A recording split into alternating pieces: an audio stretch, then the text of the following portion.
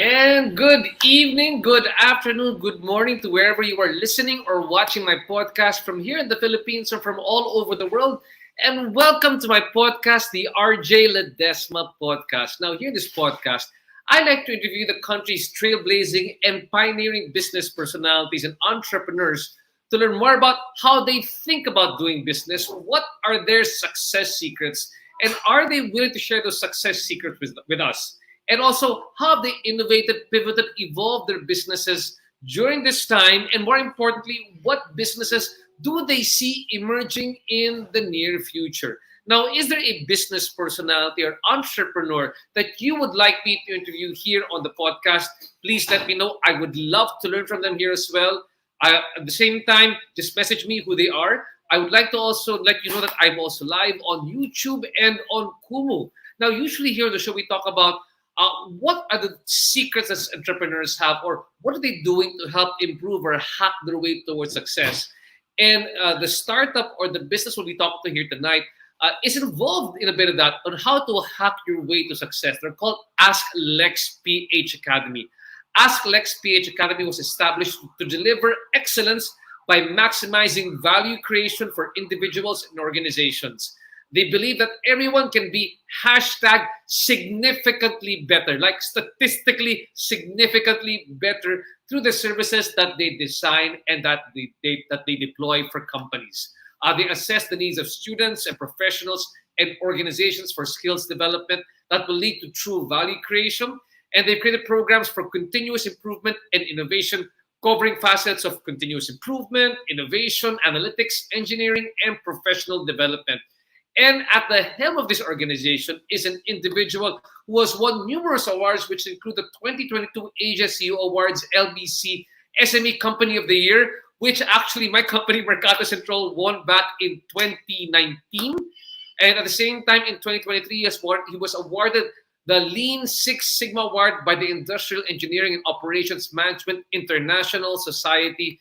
He was also a finalist for the INJAPC Outstanding Young Entrepreneur Award by the Philippine Chamber of Commerce and Industry, and also a finalist for the De La Salle University and FINMA Group of Companies Ramon V. Del Rosario SICLAB Awards. Let's please welcome here on the show the founder and CEO of Ask Lex PH Academy, Mr. Felix Veroya. Felix, welcome to the podcast. Wow. Magandang gabi, Sir RJ, and thank you for inviting me. Finally, natuloy na. Finally, natuloy na After tayo. So happy to have you over here. And just to let people know, you know, the last time I saw Felix face to face, he also won another award. And the award that he won was when I hosted an event for the Philippine Institute of Industrial Engineers when they celebrated their 25th anniversary. And he just won the Presidential Citation Award. What exactly does it mean, Felix? Thank you, RJ, for that.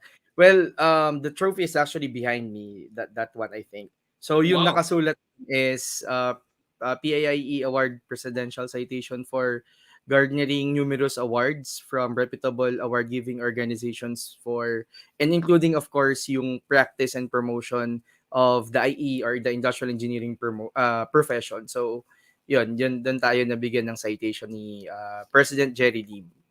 Fantastic. Now, besides that, you also want to pay it forward for the people who are listening here right now to our program, to our podcast. And I understand you'll be giving away tickets and virtual passes to the second Philippine Lifelong Learning Conference happening on December 2. Can you tell us a bit more? What exactly is a lifelong learning conference? What is that? Did you guys put that together? Yeah.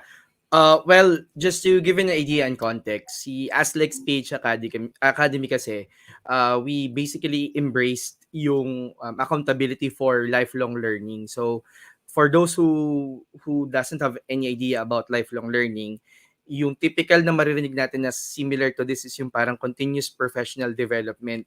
But lifelong learning, it basically stretches not only kapag student ka na college, up until maging professional, even elementary. So it cuts across various segments ng isang tao o ng lifetime ng isang tao up until mas may edad ka pa compared dun sa typical na age ng professionals, which is about 35, 40 ganyan. So what we do is what we did is we embrace really yung lifelong learning.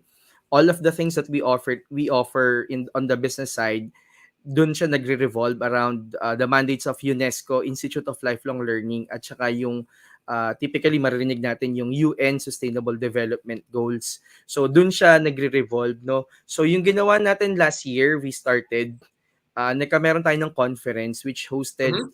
leaders on different pillars of ASLEX that cuts across yung lifelong learning. So nabanggit mo kanina yung innovation, sustainability, analytics, continuous improvement. So we hosted thought leaders to give keynotes and plenary, and then to be involved in panel discussions last year.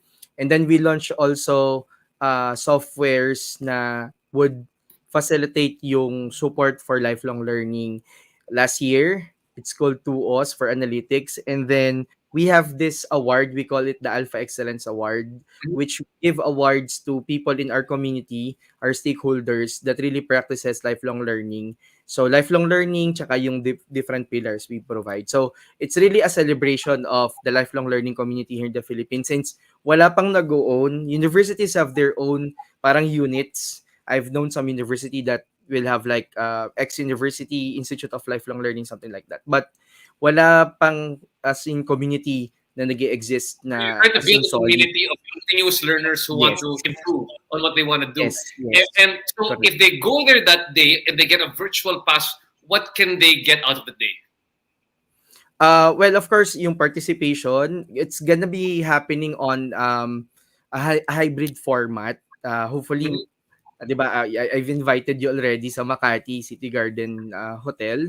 So, but limited lang kasi siya, but of course, 220 packs. But we want to make it big by involving virtual attendees. So, there will be, at most siguro, we're expecting 500 to 1,000, hopefully. So, same lang din naman na experience. Yung delivery lang yung magkakaiba.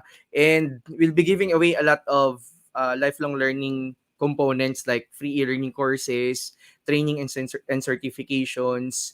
So people can get Um, certification if they attend. So many people, that's their biggest concern. yes. In the conference, they can get certification. Yes, yes. At least they'll be getting at least two entry-level certifications from us. Yun yung ano Okay, namin, fantastic, bigay fantastic. namin sa So kanila. how can they qualify for free virtual passes to the second Philippine Lifelong If, Learning Conference to be on yeah, if December they, 2 City Garden Hotel? Can we just flash up on the screen? Zeke, my producer, can we flash right now on screen the Lifelong Learning Conference poster? So continue, please, yeah. Felix. Yeah. How can they So qualify? what's good about this is if they interact with this conversation that we're having right now, someone from my team will be getting the names and will be contacting them if they interact, no? And then what's good about having a virtual pass is that they'll have a chance to win as per my CFO, which is basically my wife as well. Very Seven good. out Your of CFO should always be your wife. Your CFO should always be your wife. correct. No. 7,000 pesos. If you can still remember, during the PIIE at 25, namigay sila ng 5, tama 'di ba? 5 na 20, tama ba? Ilang hindi, 20,000 pesos 8 each. pang Yeah, I remember. 25,000, 'di ba? Kasi Yeah, I yeah. remember kasi hindi ako nanalo eh. So I remember, yes. So, yung sa amin naman, 7 kasi we're celebrating our 7th anniversary sa ASLEC. So, 7 na 7,000 pesos. So, if you have a virtual pass, you also qualify for this. And you can get a free virtual pass just by engaging and staying with us during this particular interview. Ayan. Kung ganyan, dapat panalo na si Domenico Roy De Castro. Phil, can you feature them over Domenico Roy De Castro? Kasi sabi niya dito, gwapo yan si Sir Felix in person. Bakit? Gwapo rin siya kahit virtually. Nakikita ko naman dito. Kahit virtually, okay pa Yeah, rin naman. student Ikaw, Domenico, alumnus meron natin. ka na free virtual pass. Nasabi ko na yun. Sige. Okay na yung pass mo dyan. Okay. Thanks so much. Some more comments like that one. So again, thanks so much. Thanks for sharing with us your upcoming lifelong learning conference, and also for people who want to learn more about AskLex, no? His website's actually, we're going to show his website in just a bit. But what is the website again, Felix, if the people want to research a bit more on AskLex? Yeah, so you can reach us at asklexph.com. Yan. So you can see all of our upcoming events, the free e-learning courses that you can take. There are about more than 100 already. And yung mga premium courses if there are some that would interest you. So yeah. You got this. So AskLexPH.com to check out the Correct. upcoming courses that you can get here in Ask Lex PH Academy. Now, before we get into that one, no, and you understand much better, we got people here trying to listen in. Some are students, some are undergrads, some people who graduated. And with your background is as an industrial engineer, which informs the reason why you actually put up Ask Lex. But one of the biggest learnings, I had insights coming out of the industrial engineering hosting was that not many people understand what does an industrial engineer do, because it's sort of like a hybrid between engineering and business. And it's the curriculums can change from school to school, but right now they're trying to certify that body. Can you help people better explain ano bang ibig sabihin ng isang industrial engineer? What do you guys actually do? Kasi may mga bankers kayo, may mga finance guys kayo, but you've got guys in manufacturing, you've got guys in different sectors. Correct. Thank you for giving me the opportunity to explain ano yung IE, no? So, yeah, that's correct. IE or industrial engineering is actually a crossroads between management and engineering. So, some other universities don't have industrial engineering na course, they have management engineering, no? So, ano ba yung IE? So, IE is Management engineering, right? yes, Ateneo is yes. management engineering. And Yes, there management engineering. the Green School LaSalle has industrial management engineering, but that's under the Yes, College yes. of Engineering. Yes, correct. So basically ang ginagawa ng isang industrial engineer, so we design, we maintain, we improve systems of different resources. So from man, machine, method, material, environment. So lahat ng yon through combination of different mathematics and sciences. So some people kasi because IE, wala kasi kaming board exam unlike other engineering disciplines. So they thought IE is easier compared to this, of course, fellow engineering discipline na may board exam. So yun nga yung isa sa isang unang scam na narinig ko sa buhay ko nung bago ako mag-major ng IE. Kasi akala ko madali lang yung IE, walang math.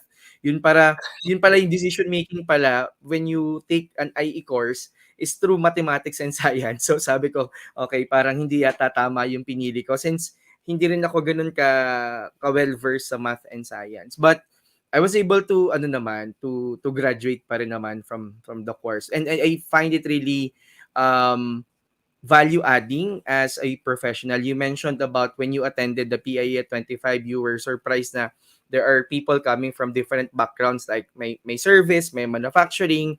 Kasi basically what an IE do is really more of process based. So for as long as may process, supposedly dapat may isang IE sa isang organization. So yun yung basic na role namin to design, to sustain, to improve, innovate yung process na ginagamit ng mga organizations. Got that. And having said all that, well, let's finally get to what Ask Lex PH Academy is all about. Now, just to clarify, Ask Lex, this is not a startup. This is not a tech startup. It's an educational company. Is that right? Is that the correct understanding? Yeah, funny thing is that we started as a typical MSME, training and consulting. But of course, pandemic happened, no? So that's why somehow we pivoted to becoming an edtech. So bakit naging edtech bigla? It's because during pandemic, we're constrained with all the movements, logistical. So hindi kami pwedeng mag-operate kagaya nung typical. So we thought of ways on how we could still operate, how we could continue the business even with this constraint. So before pandemic, meron na kaming component na tinatawag na e-learning. So yun yung ngayon yung tinitake natin ng mga courses like mga recorded na videos or different learning elements like quizzes and all that. So meron na kami noon before pandemic. Ang difference lang is that before pandemic, we're using an off the shelf na solution or learning management system which basically limits yung the way that we want to do kung paano namin ito weekend all that. So nung pandemic, sabi namin nako anong gagawin natin? Ang daming limitations and all that. But hindi tayo pwedeng ma-dissolve kasi ito yung basically on a personal note, ito na yung bread and butter ko since I left corporate 2019. So right immediate biglang pandemic, 'di ba? So really challenged, no. And then sabi ko dun sa wife ko tsaka dun sa COO ko kay Jojo, kay Catherine Jojo. Sabi ko, ano kayang pwede nating gawin? We don't have that much money, but uh, I think yung business moving forward, no, to the next normal, new normal, parang yung mga tao will be accepting na itong ganitong technology kasi before nung wala pang pandemic, even nandiyan na yung mga e-learning and virtual classes, they don't want to accept it kasi parang hindi, may option pa naman kami for face to face eh. Biglang wala 'yon, 'di ba? So Hmm. parang lahat nagkailangan mag-shift. So, cut the story short, yung meager amount na meron kami that time, sinugal namin dun sa pag-develop ng first version ng own learning management system namin, which we call now Alpha Digital, which is hosted at aslexph.com. So, yon. So, after nun, yun, parang we classify ourselves as an edtech. That's also given us the access to incubation and acceleration programs, especially ni Kubo at ni DTI. So nakadalawa na kami and it actually helped us to refine our not only the business model but also the financial model of the business. And Got it. it also provided us access then to different international markets. So well, of course, when you talk about virtual, basically kahit naman saan talaga yan eh. But you have to put presence into other locations para at least there will be someone who would be supporting you on the ground. So ganun yung nangyayari sa amin ngayon. So we're reaching globally, but of course the main market pa din is Philippines and then Southeast Asian countries. But we have clients coming from Europe and then US also, and then the Middle East. But now we started putting up some joint ventures in locations like Indonesia, and then just recently we visited Hong Kong kasabay nung Genti Summit para tanong kung paano yung process ng pag-put up doon. So, ganun na nangyayari bigla. From an MVP, we move yung website na meron kami ngayon. It was like last year where we have so many users kasi we have Yeah. both free courses, e-learning courses, and then premium courses. So madami yung mga students kasi na nagte-take kasi kailangan nila sa school. That's why yung passion namin that has been fueled nung pandemic kasi akala namin parang para sa amin lang for the business side. Pero we realized na more than the business component, mas malaki pala yung social entrepreneurial component ng nagawa naming solution. Like educators and then leaders from the universities would be sending me messages na sasabihin nila thank you daw dun sa platform kasi yung mga bata na hindi nakapag-internship during pandemic, tuloy-tuloy pa rin nila na na-take yung mga kailangan nilang subjects as a replacement for internship. So, which is hindi namin alam nung una. Parang it was just known to us through reaching nung mga leaders ito from the university. So, from that point, sabi namin, sige tuloy natin. We invested much this money, nagtabi ulit kami from what we earned from last year, and then we solicited some through crowdfunding from business friends. So yun, ngayon from a 200,000 worth na platform, it's now more than valued at more than 2 million, and we keep on updating para mas masama yung mga components talaga na mag-improve and para mas maging efficient yung learning process or learning experience ng mga users. So you can actually say that the pandemic was a good thing for you. I mean, not to say that, I mean, overall, it kind of forced you to get out of your little box or how you framed the business model of this one. Because if it wasn't there, the success or the acceleration of edtech would have taken maybe of what you're doing would have taken 5 to 10 years. Correct. You're correct on that one, RJ. Kasi I don't know if you've seen sa Facebook or sa LinkedIn during pandemic kasi there was this question, who accelerated innovation or started innovation in your company? Is it your CEO, your COO, your CTO, Exactly. or COVID? So ginagamit ko yun on my talk. So COVID. So you're correct kasi parang yeah, we're on the roadmap. We have a roadmap kasi that we've written 2019, 2018, and it was you're right na parang supposedly on the next 5 to 10 years, but it was then accelerated because of what happened. Pangit, medyo pangit pakinggan because some businesses have been forced to To close their start off those businesses, one, diba? yes. But for us, it maybe we've seen that as an opportunity to pivot Yan. Exactly. Na parang, okay, it's either pivot or perish eh. So, Yeah. kahit medyo risky kasi talagang wala kaming enough money nun. I mean, sabi ko kung ano lang yung maabot, kumbaga parang meron kang coin bank, binasag mo, parang kung ano lang yung maabot ng pera na to, yun lang. Kasi parang ang hirap ng transition na hindi mo alam paano iraran yung mga trainings mo, yung mga courses mo. Exactly. And then, after quite some time, yun nga, may revelation, may enlightenment, and then the team was, on the same page, on the same boat na, sige, i-risk natin to, and then kung ano man yung mangyari, panindigan natin. Kumbaga, so, but then, it happened, and then it basically succeeded, and then, after nga lang ng quite some, 2 years of that MVP, kasi talagang, how do Again, you call you it? will understand this quickly. MVP means minimum viable product. It's like your very Yes, first yes, product yes. without the bells and whistles. Wala pa yung mga icing on the cake. Talagang cake lang yan. Correct, correct. We're basically, yeah, tama, MVP or minimum viable product. So, in design thinking or design sprint, it's basically the first iteration Yes, or prototype iteration. of your product and of your And by the way, innovation, for either people your listening here product right or now, service. they also teach design thinking in AskLex Yes. PH Academies for those who want to know a bit more. And Felix, maybe later we give you a chance to explain a bit more because some people, like for me, when I was in college, design thinking was not even present, but maybe it will help a lot of the upcoming entrepreneurs to appreciate what design thinking is about. By the way, Yeah. I just want to point out as an entrepreneur because it's our job not to say whether times are good or bad. It's our job to say what are the opportunities in good times and bad times. And especially for you in a bad time, you have to think about what can you do with your business, and you just have to pivot it forward. There's no other choice for entrepreneurs but to always look at what's the positive side of this one, and that's exactly what they did. Now, as we continue, I just want to acknowledge over here another ed tech. I don't know if you've met him just yet, Felix, but I met him he was part of the Wildfire Pitch Awards that we just had, a startup pitching competition here in the Philippine region. Justine Itugot, who's there right now, also commented here in our Facebook. She said, nice to see a fellow edtech startup founder here. Congratulations on your successes. Felix, Concepcion, Veroya. His startup is called Cerebro, just like in X-Men Cerebro. It's a very interesting Yeah. startup.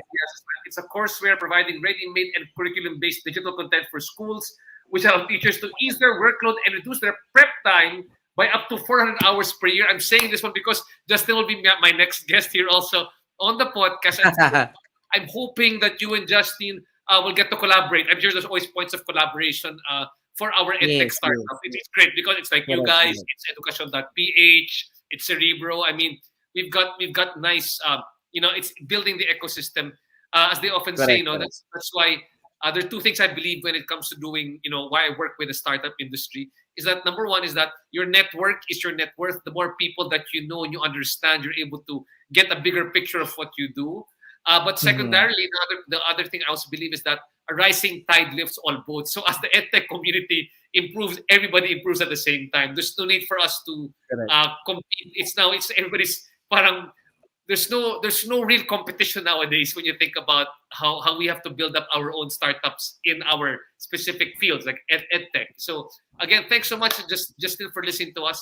Now, Felix, I want to go back. We kind of went ahead of the discussion, started talking about already your pivot of the business, but I want to step back again. Yeah. People are going, okay, this is very an interesting discussion, RG, but exactly what is Ask Lex PH all about? Can you explain? Right. They often say it's called an elevator pitch, right? But what is in about 30 seconds to a minute? Can you easily explain what Ask Lex PH is all about? All right. So, well, basically, as Lex Page Academy, we call ourselves Alpha, no, para maikli lang. Alpha is the acronym. So, Alpha is basically a value-adding organization that focuses on lifelong learning. So, our mission is to make lifelong learning specifically for graduating students and young professionals to be accessible and sustainable. Sabi nga kanina when we were introduced, to make people and organization #significantly better. Okay, so ano ba yung ibig sabihin, ano ba yung ginagawa talaga ni Aslex? So basically, what we do is we provide training and certification as well as consulting services. But unlike the typical MSME na nasa training and consulting, so ang ginagawa namin or ang ginagawa na namin ngayon is we integrated the use of technology to make the learning process more efficient, faster, para makakuha agad ng ROI yung mga businesses that send their employees to trainings and certifications under our programs. Okay? So, paano ba namin siya ginagawa? So, I mean, as in the typical na you can either choose to sit for a face-to-face class, which basically now we offer on the business-to-business model. So, wala pa kaming ulit ngayong public since people, maybe consumer behavior-wise, mas prefer na nila, most of them, yung live online classes. So, wala pang masyadong bumabalik sa face-to-face unless siguro libre. But on their own money, so kaya business to business yung face-to-face namin. So they can opt to join live online classes, instructor-led via Zoom or Google Meet. So yan, pwede silang mag-attend doon. And all of those are augmented by what we call the e-learning component. So the e-learning, they'll be given access na kaagad dun sa mga recorded videos na naka-segment na per topic, tsaka mga quizzes, gamified quizzes, and exercises.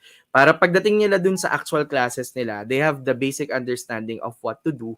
And then what we do on the actual classes is more of the mentoring, yung mga workshops na. So, ganun yung ginagawa namin ngayon sa ASLEX. And on top of that, kasi nga parang we're a lifelong learning organization, so hindi lang kami puro premium. We have a lot of projects that we do for the community. So one thing that we started during the pandemic, I mentioned this earlier, na ginagawa pa rin namin ngayon is yung pag-provide ng free e-learning courses around innovation, sustainability, analytics, and continuous improvement. So RJ mentioned about design thinking. So it's actually one of the courses that they can take for free dun sa course tab or course section ng Alpha Digital or ng ASLEX Page Academy Digital.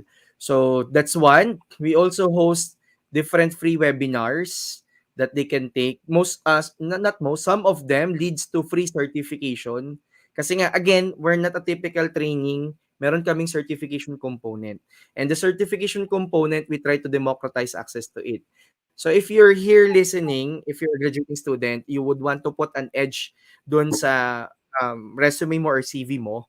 So you would want to buff yung profile mo with certain trainings that are relevant. So which is yun nga, innovation, sustainability, analytics, continuous improvement. So you can try visit courses. If you're here, you're a professional, you would want to get like that promotion or maybe jump from one job to another in a different company. Of course, you need parang to flex ano ba yung mga alam mo na relevant to this current workplace setup. So lahat ng yan, mapa-agile man yan, design thinking, sustainability, Lean Six Sigma, lahat ng yan meron tayong mga courses that you could take for free. Of course, meron din tayong premium. But yung sa free, because lifelong learning, so iba-ibang level din, iba-ibang, depende kung paano mo i-craft kung ano yung specialization na gusto mong ipakita dun sa next employer mo or dun sa future employer mo for the students.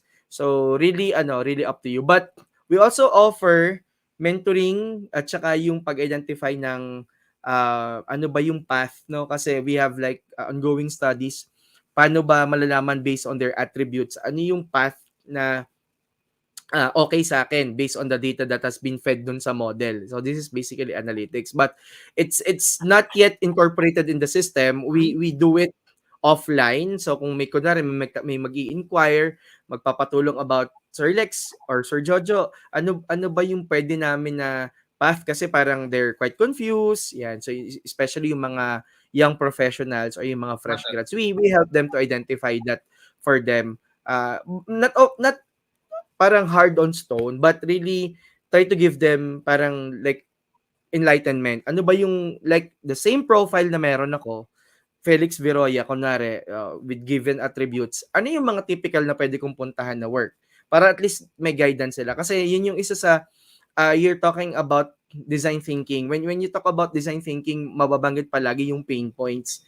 The reason why we put up this one is it's because of, not only the need for the business, but really we started as an advocacy. I have a pain point when I was in college. Professional certifications and training are really high, especially for Lean Six Sigma.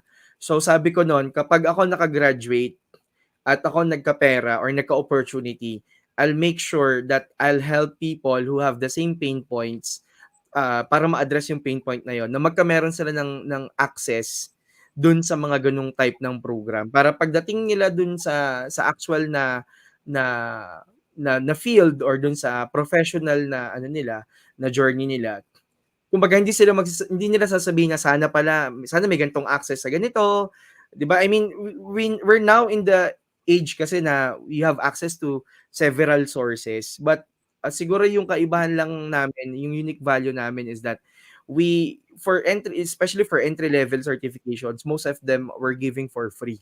So hindi na kami naniningil para Got that. doon. Para kumbaga they have a head start then. If money is the problem, then somehow we're giving them this advantage. I like that. So basically, you began with a pain point of yours, which was that you didn't have the courses were Correct. too expensive for you, and you want to get access when you were still in college. So it began as Correct. a bonus, meaning that you working at the time that you set up Six Sigma? You set up rather Asklex on as a side hustle. Is that right? Yes, yes. Just like the typical na entrepreneur na, 'di ba? I mean, for entrepreneurs kasi, especially kapag hindi ka galing sa family of entrepreneurs. So basically, ang sobrang laki nung space nung fear bago mo ma-break yung wall ng fear, yung space na yon. So parang ako, I started it as, yun nga, as to your point, side hustle. And then there was this time after couple of years. So sabi ko, if medyo nag-o-okay na siya kasi you keep on refining the model and then looking at how you could further improve. You've been onboarding people to help you out. And then na-realize ko come 2019, if itong Asklex is giving us this much already on a sideline basis, what more pa yung Why pwede do namin makuha if we do this full time? Para may ganong, sige, Yeah. try natin. Parang pwede naman akong bumalik sa work anytime. Kasi nga parang naging mataas na yung level of certification ko sa Lean Six Sigma. And if you scan kasi yung job market, mataas pa din talaga yung valuation. So parang sabi ko, sige, siguro naman walang mawawala. So we tried na mag full time ako. And then eventually, yung wife ko din nag full time na din. And then from the three of us, yung CFO, yung COO, si Kathy and Jojo, and me now, we've grown to like more than 10 or about 20 people that are working all together for us. Like, so really, you have, as an entrepreneur, again, there are always layers of fear para kumbaga masabi na kailangan mo tong malampasan para matuloy-tuloy yung vision mo of what you want to do. But at first, sobrang hirap. Parang laging baka mag-fail, ganyan. Laging ganun yung mindset eh. Laging baka mag-fail. Wala naman akong enough na, wala akong, though you mentioned about IE being siguro business management and then engineering. But of course, hindi siya enough eh. Because those are all principles. Iba pa rin talaga yung talagang hands-on Iba yung pagsubok experience. talaga, iba yung pinapag-aralan Correct. niya, iba yung Correct. application, hindi ba?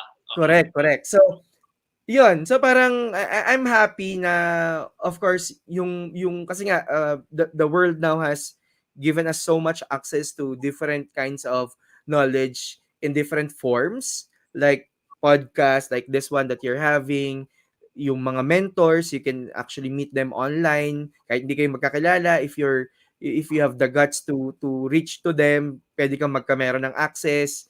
I mean, there are community or groups that you could join that could provide you with, yung mga lessons learned nila and all that. So, napakadami niya. Kaya if there are people who are having these thoughts of, starting something entrepreneurial, ang suggestion ko siguro, eventually naman, you'll ask me this towards that. But siguro, just to preempt a little bit, you try to assess. Hindi naman kailangan mag-jump kaagad tapos from corporate employee down to, I mean, flip to full-time entrepreneur, 'di ba? Hindi naman kailangan na ganoon lagi yung story. But really depending on your risk appetite. But ako parang ilang taon ko or namin na ginawa na lang to, na sideline or side hustle, na every weekend hindi kami tumatanggap syempre kapag may pasok kami sa work. But then yun nga, it came to a point na nag-mature siya, and then yun na yung naging signal mismo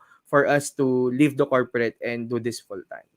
And when you did, no, I want to address the idea of failure, just because the idea is that, especially, many people go through this one. Many entrepreneurs who put up their own business goes to this one. I mean, it's nice that you got all the different awards, right? But at the same time, people don't get to see the failures which happen.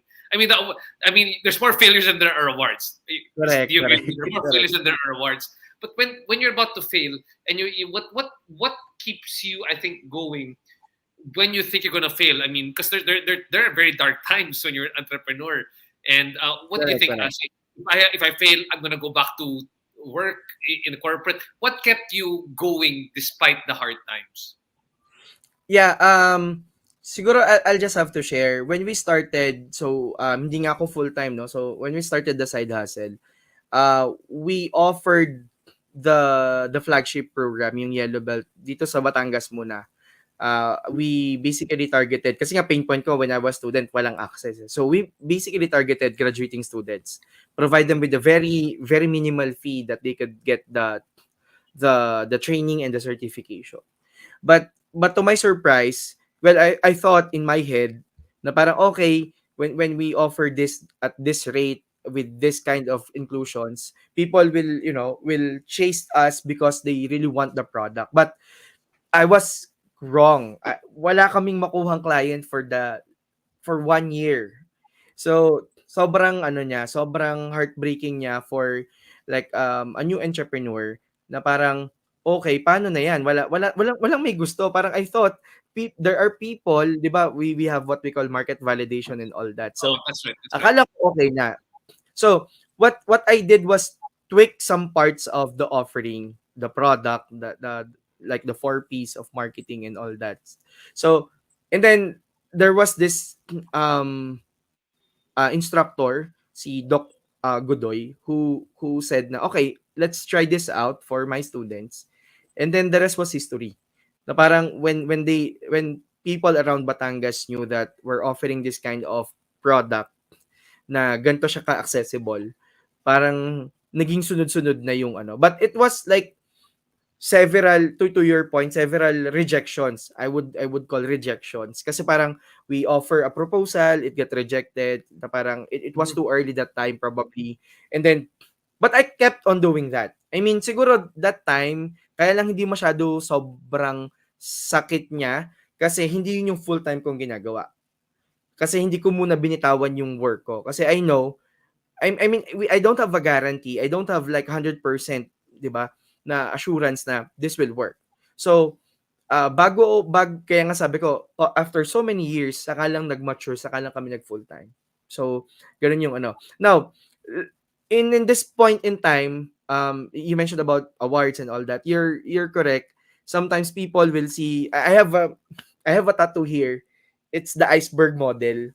Para I'll be reminded always. Andito siya sa arm ko na parang people will only see the successes but they don't see really the darkest times.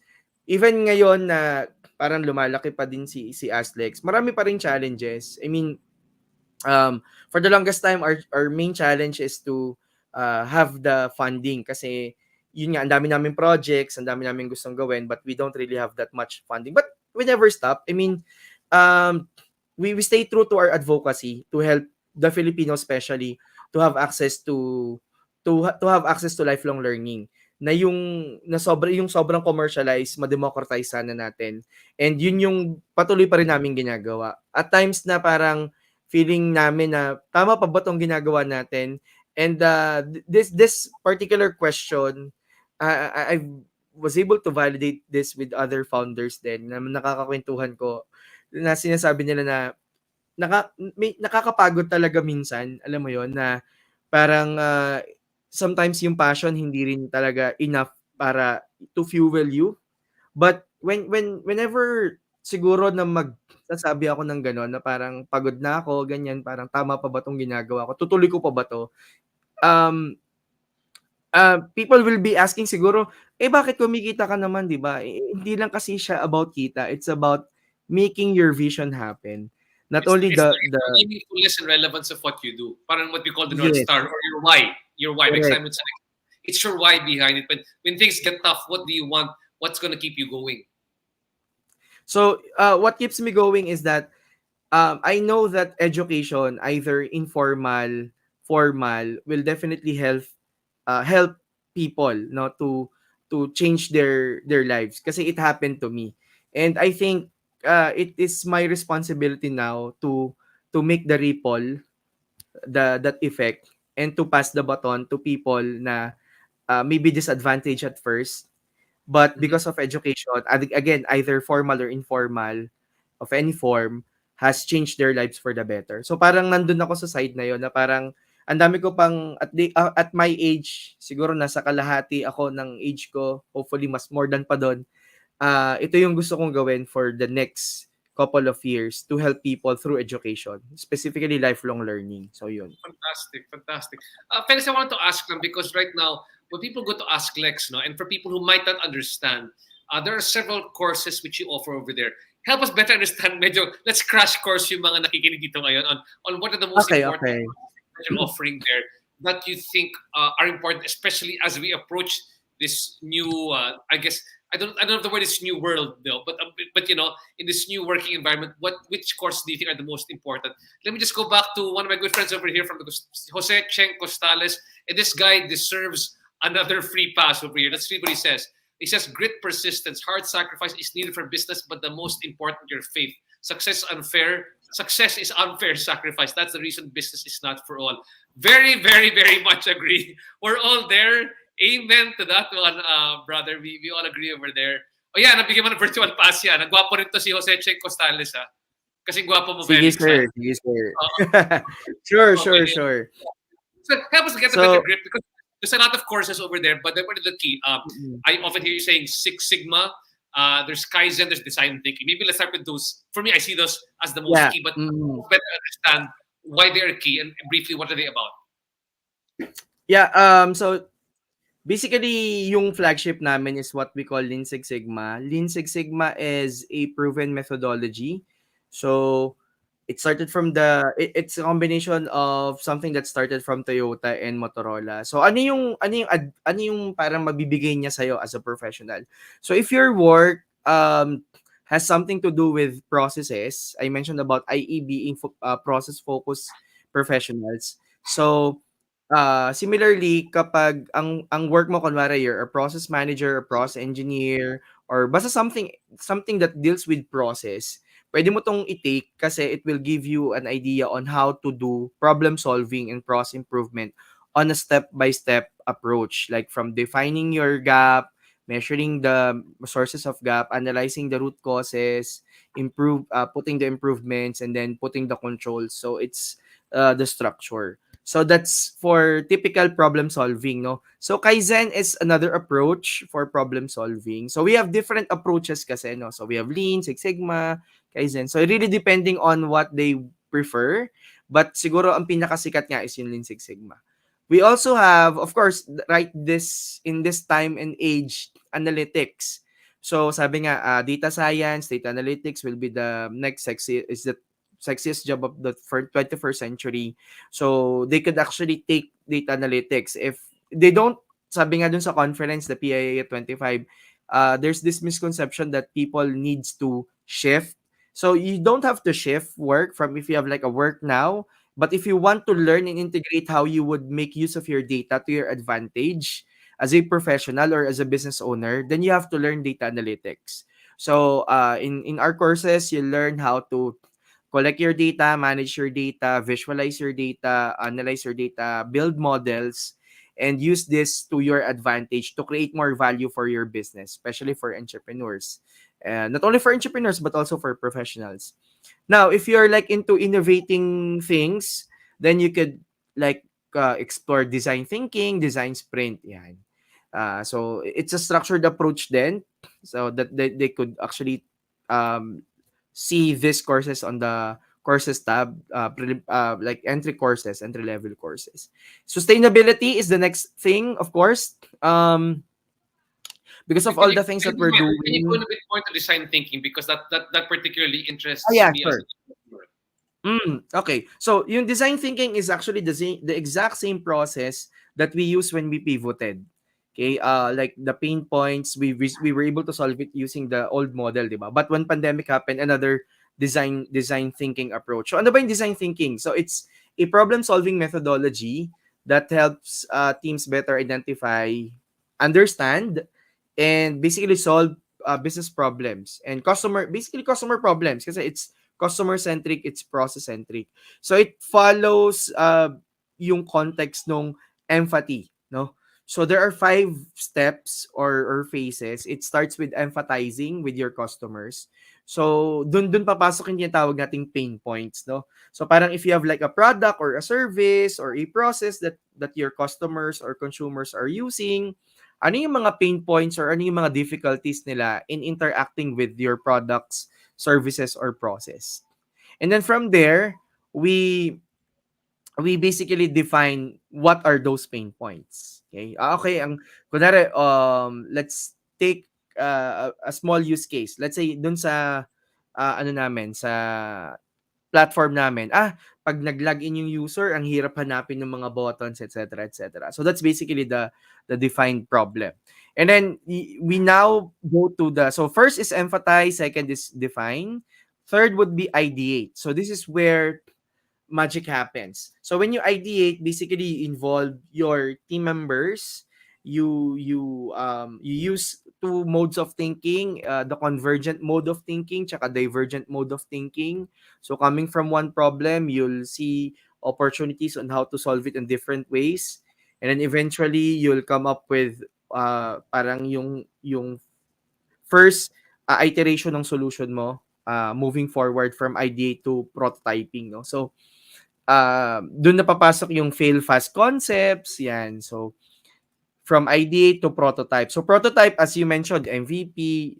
So when you want to test something, hindi kailangan na buuin mo siya na as in super ganda, super kompleto. There was this saying, delayed perfection is continuous improvement is better than delayed perfection, because sometimes yung kaya nagfi-fail yung ibang mga businesses, they want to perfect the product, and they don't know na meron palang competitor na nag-launch na early to learn more about the the product coming from the actual users, yung ganon. So yan, ayun yung isa ding tinuturo ng design thinking, and of It's course really great. testing. The way that I hear it, it's really great for entrepreneurs. It's a really great process, Yes, especially not yes. for entrepreneurs, but for people who want to launch products. Because I came from an FMCG, a fast moving consumer goods company, where sometimes you Mm-mm. have to perfect the product first before you actually go to the market.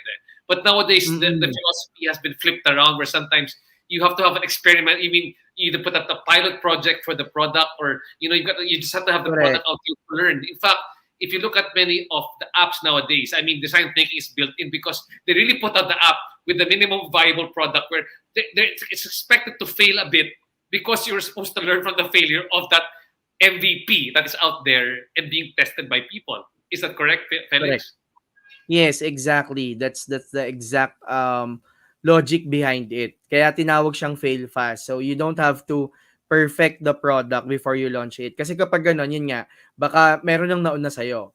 And mawawala yung market leadership sa'yo if that happens. Di ba? Parang mas maganda yung mauna ka doon. You were able to introduce the brand, and then okay lang na mag-iterate. It's part of the cycle. It's part of the process. So yun Got talaga that. yung dapat mangyari. So, What and about, it's true yeah, that, yeah, we've keep been going. putting this, ano siguro, maybe with your help, no, we've been putting this design thinking workshop with ASLEX, no, or under ASLEX, to help entrepreneurs to ingrain this mindset to them, no. Kasi parang ikaw if you're the leader of the business, if you're the entrepreneur who owns the business.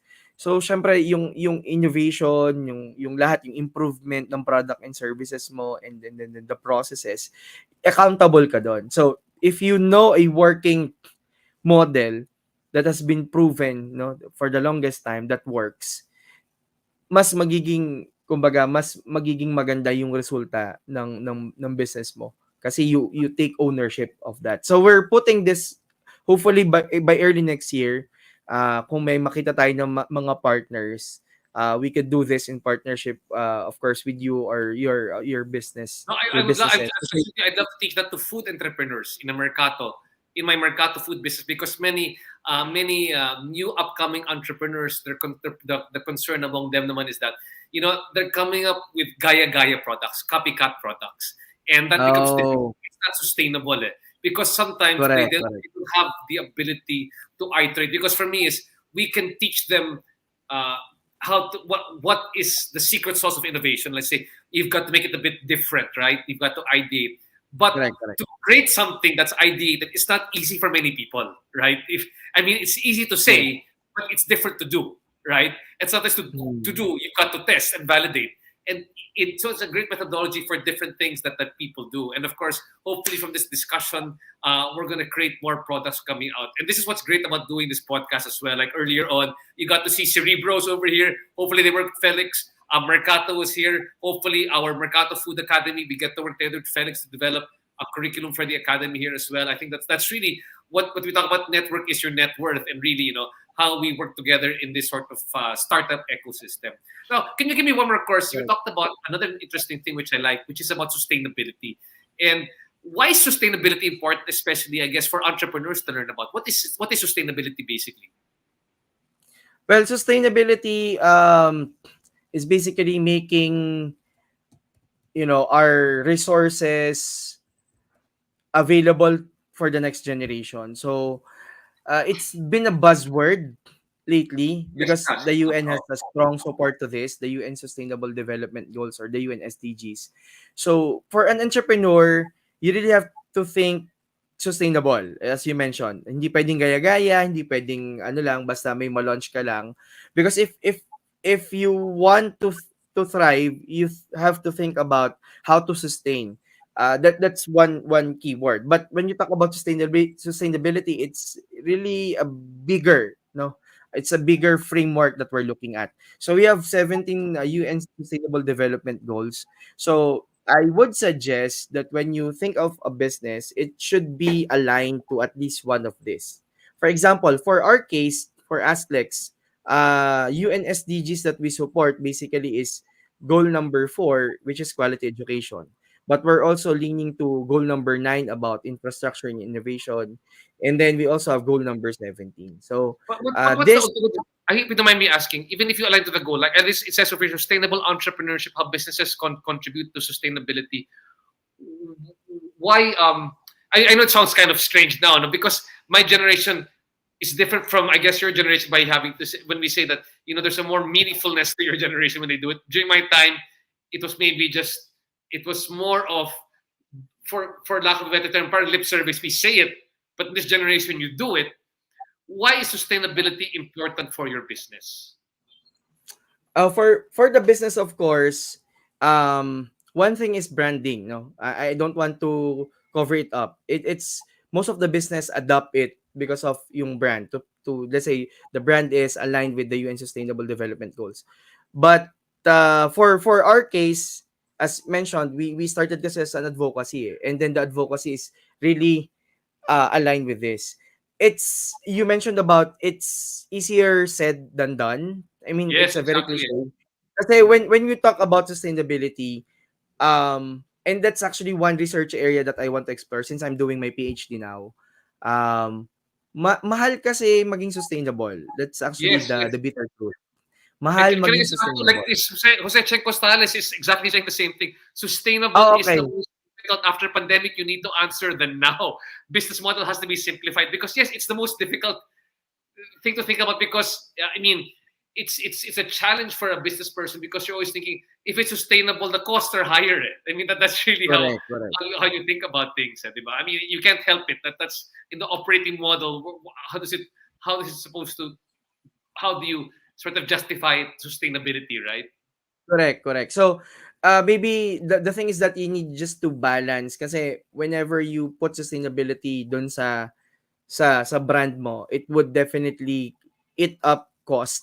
So you might want to just look at the trade-off whether if we don't do this sustainable thing, ganyan, are we gonna lose customers over people over organizations who've adopted sustainability practices. Like for example, for hotels, I've kasi medyo particular nga din ako sa sa sustainability practices. There was this hotel sa Tagaytay na I was amazed na really, I mean from the toiletries dun sa mga nila trash bins nila. I mean, alam mo yon, parang sustainable. But there are hotels na hindi naman ganon. So it's really a matter of brand, and if you could like basically absorb the cost and still be profitable, I guess nothing wrong with starting to adapt with sustainability, because the trends is pupunta na rin talaga doon, like when people started using design thinking as a layman's term, parang ganyan. So papunta na rin talaga tayo, but again, I want to be very honest na the way I've seen it, because for our case medyo mas madali for services eh. Kasi whenever the things that we're doing, this kind of like free trainings, free e-learning courses, incentivizing the way they learn, it's basically part of the UN Sustainable Development Goals, and then the UNESCO Institute of Lifelong Learning mandates. But for manufacturing, yon talaga may impact talaga sa cost. That's definitely true. Got that. Got that. Very interesting. I wanna go into the. I mean, there's a lot to talk about in the topic. I mean, you already have over here design thinking. We have Six Sigma. We have your Kaizen. A lot of things that people can actually go on the site and learn a lot more. There's a lot of free courses. So again, drop by asklexph.com. And like Jose Cheng, thanks so much for contributing so much. Marami ka tickets na dyan, Mr. Costales. Yes, of I like this. course. Yes. And I like the engagement. He says, so if your sustainability starts with the play of finance. Can we just highlight that again? Zeke, no, sustainability starts with the play of finance. Very much agree.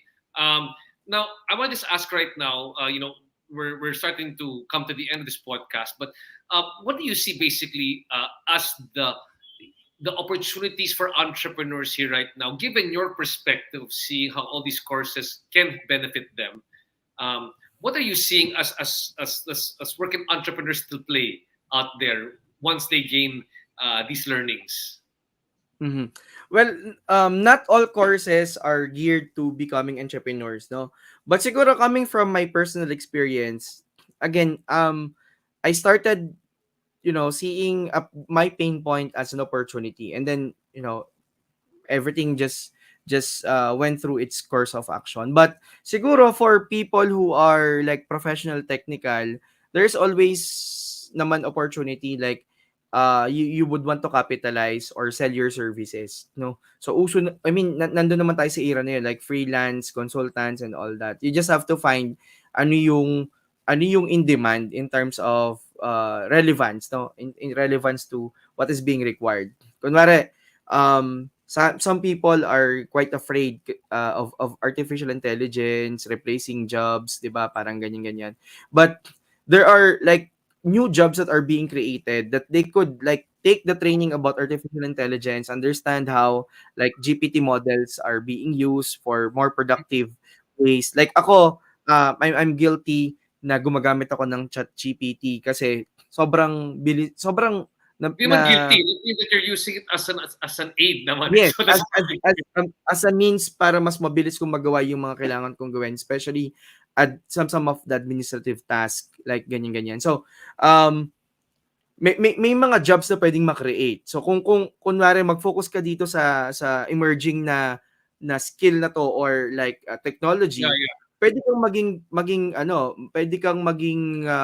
pwede kang mag-offer ng service that basically covers things na dati matagal gawin na ngayon kaya mong gawin because Yeah. you have earned that skill through that technology. So ganun natin siya dapat tingnan.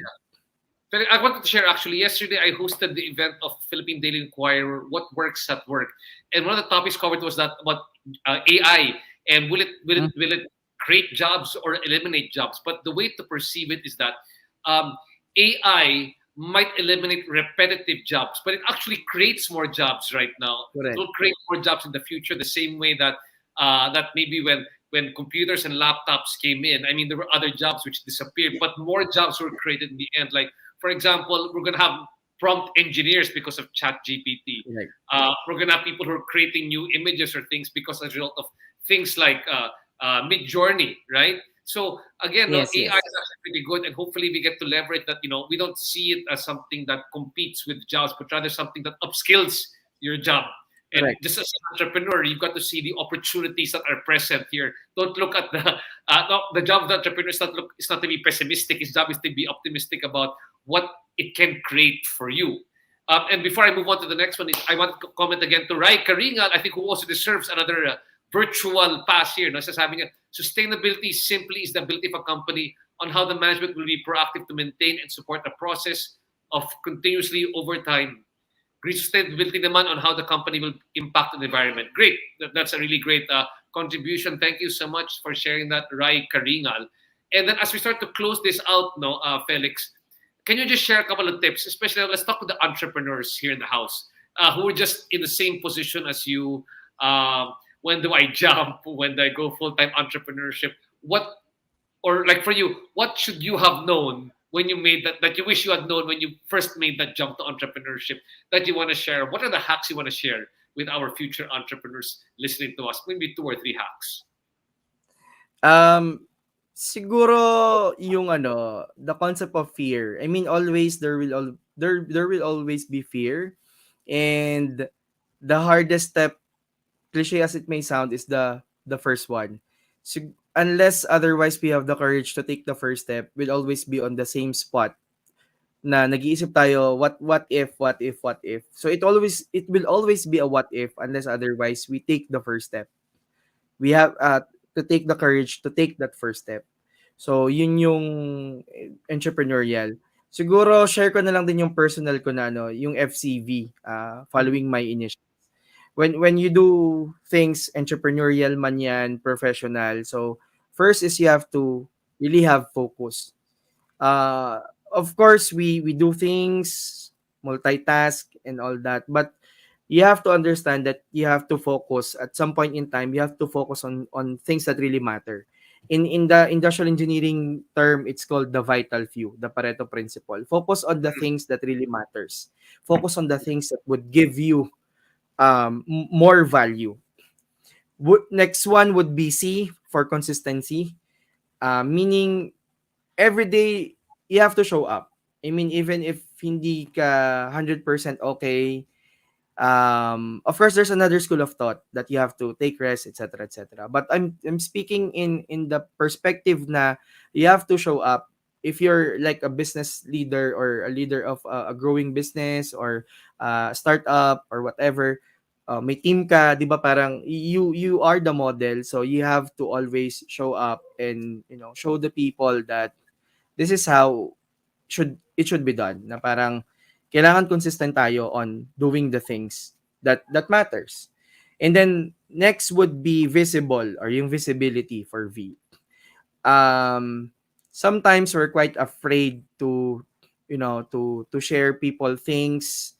um yung mga lessons learned natin, we keep it to ourselves. So when I say becoming visible, you become visible in your community, you become visible to like areas of practice that you are involved with. And because when you become visible, you don't only give, you also receive. So parang you try to give as many as you can through sharing, 'di ba, through your communities of practice and all that. But at the same time, merong babalik sa'yo. 'Di ba? Yung sinasabi ni RJ kanina, that your net worth is your network. Yan. So, yun yung pagiging visible. So, yan. Pag nakikita ko ni RJ, I just to I don't feel that RJ is yung sobrang taas na tao na, I mean, people would have that kasi notion kasi nasa TV and all that. So sobrang ko siya kasi kapag nasa networking event kami, kasi nagiging classmate din kami sa mga courses like Alibaba Entrepreneur, so Genti. So parang yung ganon. So you have to make yourself visible. Kasi parang kapag hindi, nandun ka lang palagi sa isang place, you don't go out, you don't network. I mean, you're losing significant things on both your professional and entrepreneurial journey. So, yun lang. Focus, consistency, and visibility. Really great. Salamat ko sa Check Costales, RJ Idol. Maraming salamat. Ikaw, tatlong ticket ka na. Bro, tatlong ticket ka na dyan sa ating virtual pass. But no, but it's really, that's my really strong belief. I mean, to be an entrepreneur requires a lot of humility, I guess, and the ability to say, I'm willing to pick up mentors from wherever they come from, really. And that's really how I see things. And that's why I do Alibaba Netpreneur Program. I did the SGV MAP program. But at the same time, you get to network with so many different people here.